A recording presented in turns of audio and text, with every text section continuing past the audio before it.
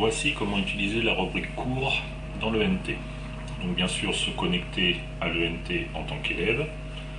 Une fois connecté, vous tombez sur cette page-là sur l'onglet Accueil et donc vous cliquez dans l'onglet Cours.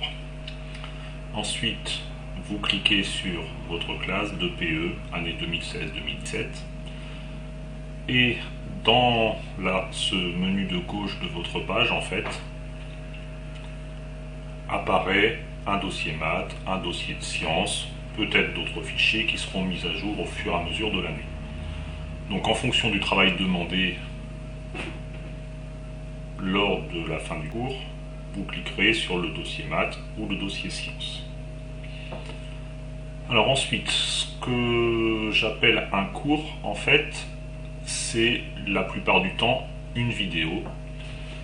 Donc, par exemple, dans le dossier maths, cliquez, ça met en place une arborescence avec un dossier statistique.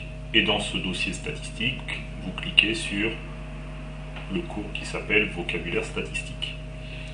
Il apparaît une fenêtre avec une flèche de lecture, comme une vidéo sur YouTube par exemple. Donc vous appuyez sur la flèche de lecture pour faire défiler la vidéo, et il y a la petite icône habituelle pour mettre en plein écran.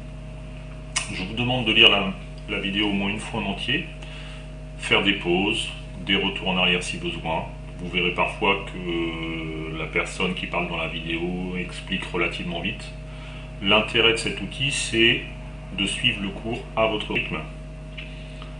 En général, c'est au rythme que donne le professeur ou au rythme que va la classe. Là, l'intérêt, c'est que vous êtes avec votre cours sur votre ordinateur et vous allez à la vitesse où vous voulez, vous revenez en arrière, vous pouvez le revoir plusieurs fois pour réviser, etc. Après avoir visionné la vidéo, vous revenez dans le dossier maths, statistique, ça fermera la page où la vidéo s'était affichée. En général, vous aurez, suite à cette vidéo de cours, à répondre à un petit QCM. L'intérêt, c'est pour que vous puissiez vérifier que vous avez bien compris les notions du cours, et que moi aussi, je vérifie que vous avez bien lu le cours, visionné ce cours, et que vous avez compris de quoi ça parlait. Donc, le plus simple, c'est de cliquer bouton droit sur le cours que vous venez de visionner, et sur le menu déroulant, de cliquer sur Ouvrir dans un nouvel onglet. Comme ça, vous aurez deux pages d'ouvertes, une page pour les répondre au QCM et une page pour regarder la vidéo, à nouveau si besoin, ou seulement les parties qui permettent de répondre à la question. Ensuite, une fois cette page ouverte, vous cliquez sur le QCM associé au cours.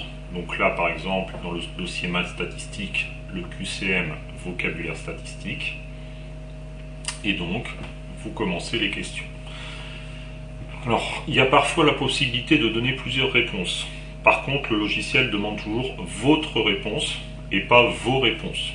Mais parfois, il y a plusieurs possibilités. Parfois, c'est même un texte à trous et vous devez rentrer à l'aide du clavier, en fait, votre réponse. Vous passez à la question suivante en cliquant sur Suivant. Vous avez toujours la possibilité de revenir à la question précédente. Et à la fin, vous cliquez sur Envoyer ma réponse à l'exercice et valider la fenêtre qui s'ouvre par OK. À partir de ce moment-là, une notation automatique est faite. Donc pour vous, c'est un indicateur. Pour moi, ça me permet aussi de voir l'état de votre travail et de me rendre compte, j'aurai les statistiques de tous les élèves, de me rendre compte si certaines questions ont été ratées par un certain nombre d'élèves et donc de revenir dessus lors du cours suivant. Par contre, si toutes les questions ont été réussies, ça me permet d'aller plus vite quand on est en classe et de voir la suite. Bien sûr, pour ça, il faut ne pas hésiter à prendre des notes sur les questions que vous n'avez pas compris, sur les parties de la vidéo que vous n'avez pas compris. En fonction de vos remarques et de vos demandes, on en reparlera lors de la séance suivante en classe entière.